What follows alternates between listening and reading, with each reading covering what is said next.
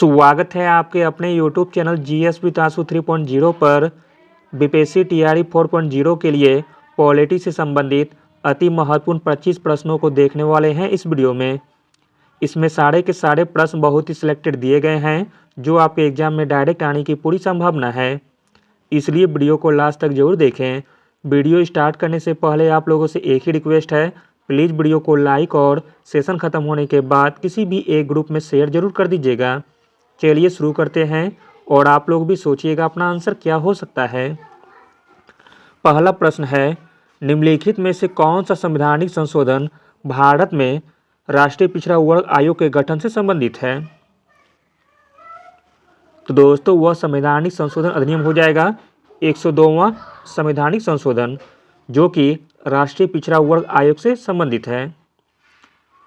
अगला प्रश्न है, राष्ट्रीय पिछड़ा वर्ग आयोग के प्रथम अध्यक्ष कौन थे? प्रश्न इंपॉर्टेंट है।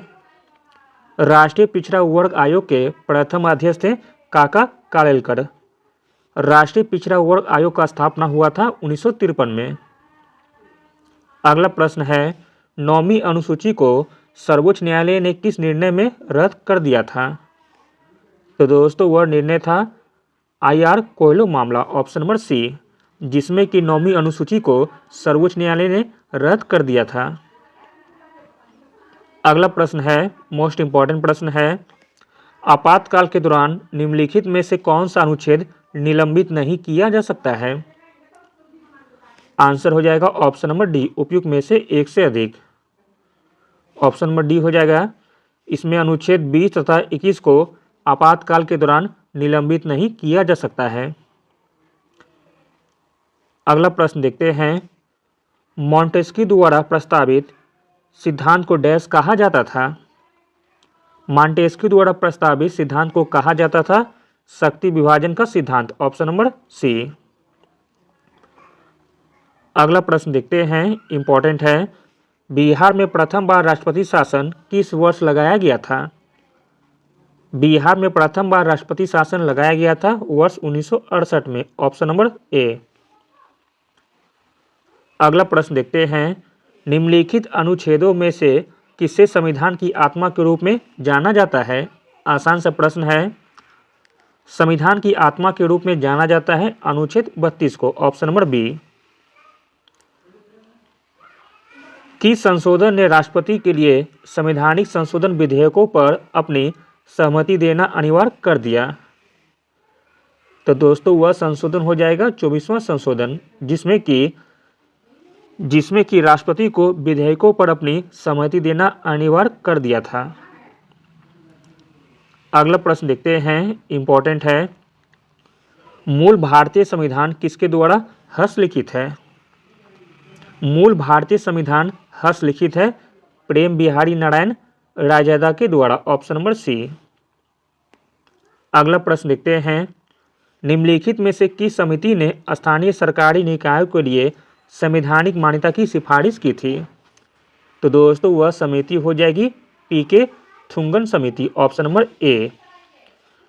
पीके थुंगन समिति ने स्थानीय सरकारी निकायों के लिए संवैधानिक मान्यता की सिफारिश की थी। पीके थुंगन समिति की स्थापना वर्ष 1988 में की गई थी। अगला प्रश्न है, सूचना का अधिकार अधिनियम किस वर्ष लागू किया गया? सूचना का अधिकार अधिनियम लागू किया गया था 15 जून 2005 को। अगला प्रश्न देखते हैं, सरकार का वह कौन सा रूप है जहां एक व्यक्ति या संस्था के हाथ में सर्वोच्च शक्ति या नियम है? आंसर हो जाएगा एक तंत्र में। सरकार का एक तंत्र रूप जहां एक व्यक्ति या संस्था के हाथ में सर्वोच्च शक्ति या नियम होती है।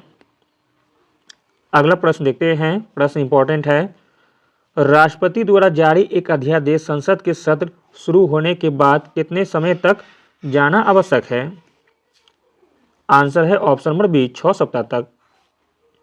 अगला प्रश्न देखते हैं, कौन सा विवाद मौलिक अधिकारों से संबंधित है? जो विवाद मौलिक अधिकारों से संबंधित है वह है गोलकनाथ बनाम पंजाब राज्य 1967 का। अगला प्रश्न देखते हैं, निम्नलिखित में से कौन भारतीय संघवाद को क्वासी संघवाद के रूप में वर्णित किया था? भारतीय संघवाद को क्वासी संघवाद के रूप में वर्णित किया था केसी wear, option number B.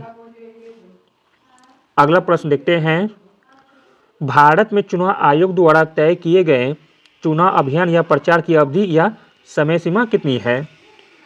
Answer है ऑप्शन नंबर बी, 2 हफ्ता।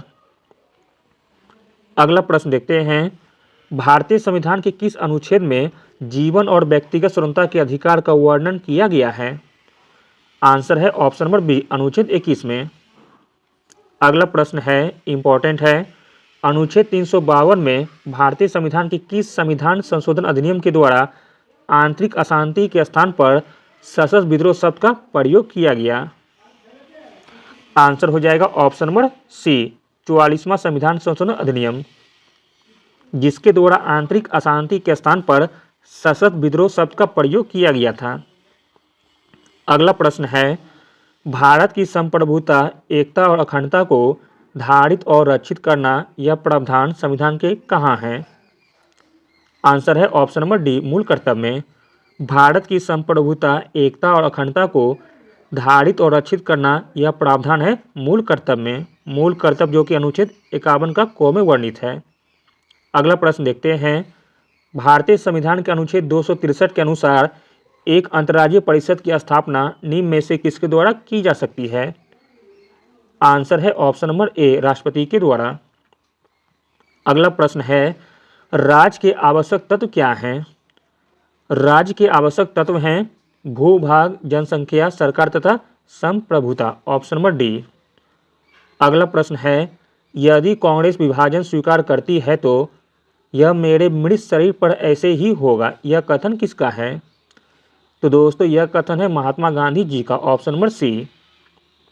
अगला प्रश्न है, निम्न में से किसने 1951 में नेहरू मंत्रिमंडल से हिंदू कोड बिल को लेकर त्यागपत्र दिया था?